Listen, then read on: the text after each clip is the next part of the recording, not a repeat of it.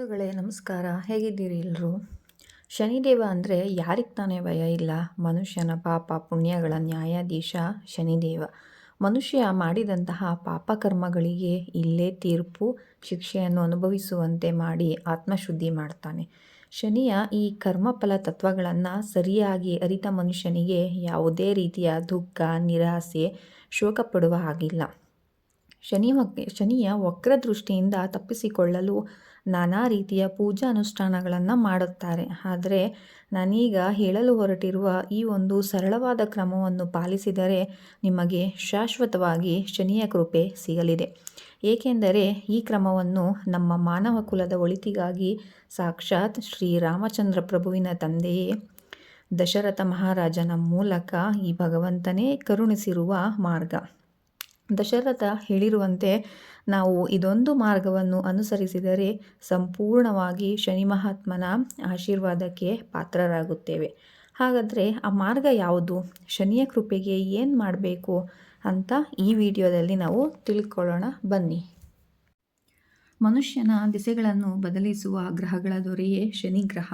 ಮೇಲಾಗಿ ಸೂರ್ಯದೇವನ ಪುತ್ರ, ಕಾಲಗ್ರೂಪಿ ಗ್ರಹ ಎಂದೇ ಜಗತ್ತಿನಲ್ಲಿ ಪ್ರಸಿದ್ಧನಾದವನು ಶನಿದೇವ. ಜಟಾಧಾರಿ ಶನಿಯ ಮೇಲಿನ ಒಂದೊಂದು ಕೂದಲು ಸಹ ವಜ್ರ ಕಠೋರ ಸಮಾನವಾದುದು.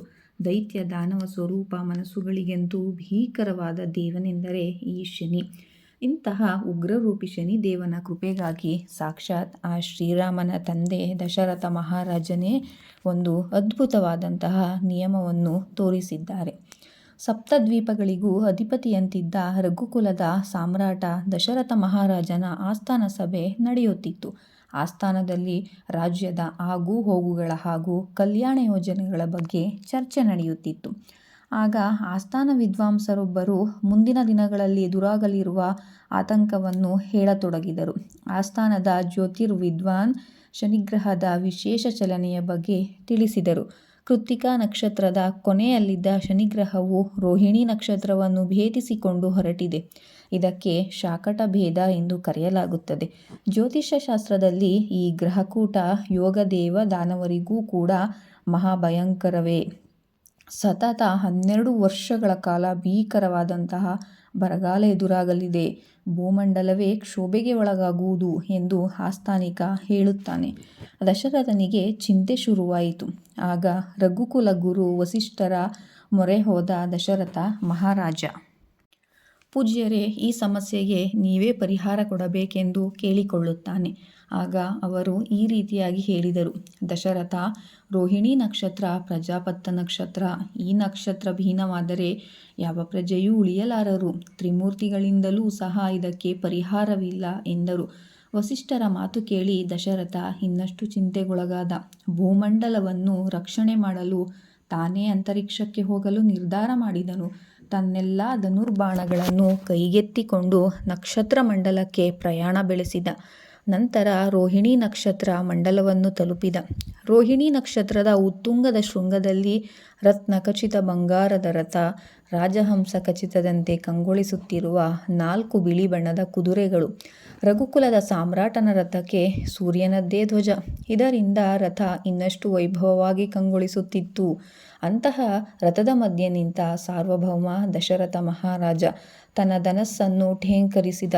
ಸಂಹಾರಾಸ್ತ್ರವನ್ನು ಹೂಡಿದ. ಇದು ತನಗೇ ಎಂದು ಅರಿಯಿತು ಶನಿದೇವನಿಗೆ. ಈ ರಾಜೇಂದ್ರನ ಅಸ್ತ್ರ ತುಂಬ ಭಯಂಕರವಾದುದು ಎಂದು ಅರಿತ ಶನಿ ಮನದಲ್ಲಿ ಹೆದರಿದರೂ ಸಹ ಮೊಗದಲ್ಲಿ ನಸುನಗುತ್ತಿದ್ದ.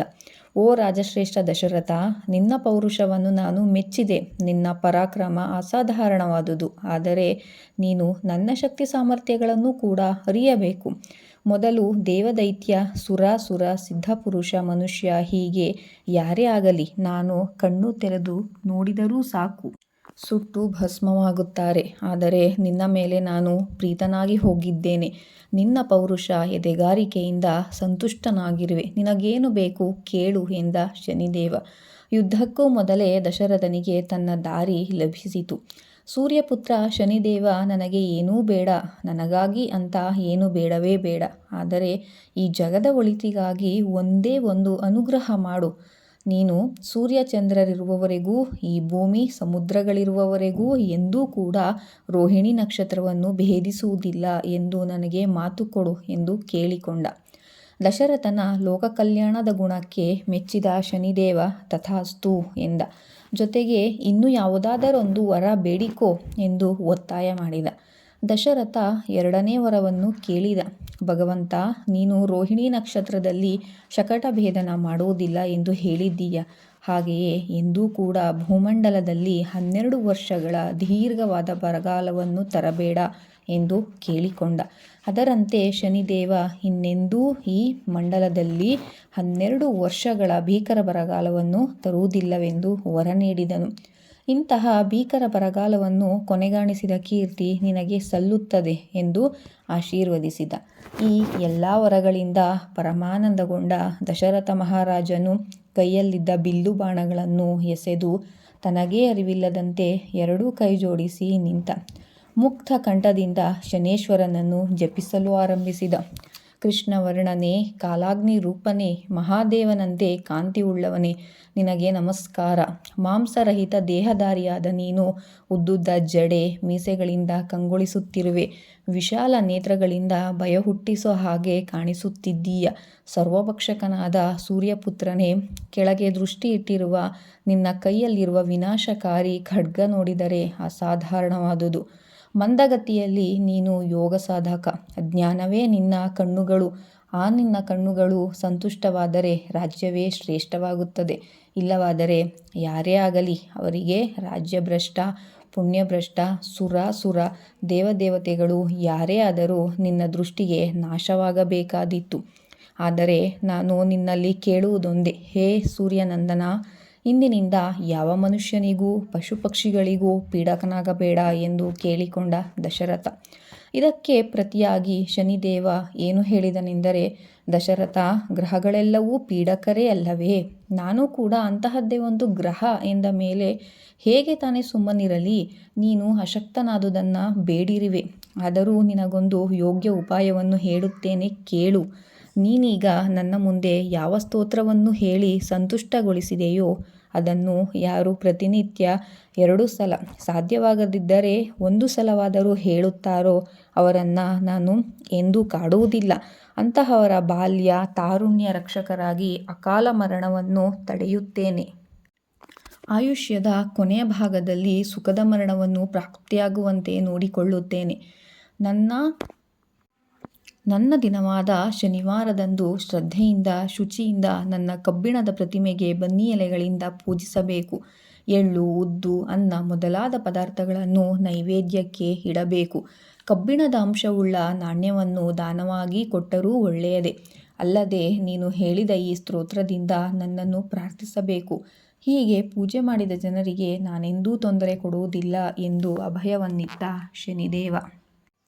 ಶನಿದೇವನಿಂದ ಇಷ್ಟು ಮಾತ್ರದ ಭರವಸೆಯನ್ನು ಪಡೆದ ದಶರಥ ಖುಷಿಯಿಂದ ರಥಾರೂಢನಾಗಿ ಅಯೋಧ್ಯೆಗೆ ಹಿಂತಿರುಗಿದ. ತಾನು ಹೇಳಿದ ಶನಿ ಸ್ತೋತ್ರವನ್ನು ಆಸ್ಥಾನ ಪಂಡಿತರಿಂದ ರಚಿಸಿದ. ಈ ಸ್ತೋತ್ರಕ್ಕೆ ಈಗಲೂ ಅತ್ಯಂತ ಪ್ರಭಾವವಿದೆ. ನವಕೃಷ್ಣಾಯ ನೀಲಾಯ ಶಿತಿಕಂಠ ನಿಭಯ ಚ ಅಂತ ಶುರುವಾಗುವ ಈ ದಶರಥನ ರಚಿತ ಶನಿ ಸ್ತೋತ್ರವನ್ನು ಯಾರು ಶನಿವಾರ ಪ್ರಾತಃ ಕಾಲದಲ್ಲಿ ಪಠಿಸುತ್ತಾರೋ ಅವರ ಸಂಕಷ್ಟಗಳೆಲ್ಲವೂ ದೂರವಾಗುತ್ತದೆ. ಅಲ್ಲದೆ ವೃದ್ಧ ಎಂಬ ಊರಿನಲ್ಲಿ ಸ್ವತಃ ಮಹಾದೇವನೇ ನಿರ್ಮಿಸಿರುವ ಶನಿತೀರ್ಥದಲ್ಲಿ ಸ್ನಾನ ಮಾಡಿ ಶನೇಶ್ವರನ ದರ್ಶನ ಪಡೆದು ಭಕ್ತಿ ಭಾವದಲ್ಲಿ ಶರಣಾದರೆ ಸಕಲ ಪಾಪಗಳೂ ನಿವಾರಣೆಯಾಗುವುದೆಂಬ ನಂಬಿಕೆ ಇದೆ. ವೀಕ್ಷಕರೇ, ನನ್ನ ವಿಡಿಯೋ ನೋಡಿದ್ದಕ್ಕೆ ಧನ್ಯವಾದಗಳು. ನನ್ನ ಚಾನಲನ್ನು ಇನ್ನೂ ಯಾರ್ಯಾರು ಸಬ್ಸ್ಕ್ರೈಬ್ ಮಾಡಿಲ್ಲ, ದಯವಿಟ್ಟು ನನ್ನ ಚಾನಲನ್ನು ಸಬ್ಸ್ಕ್ರೈಬ್ ಮಾಡಿ.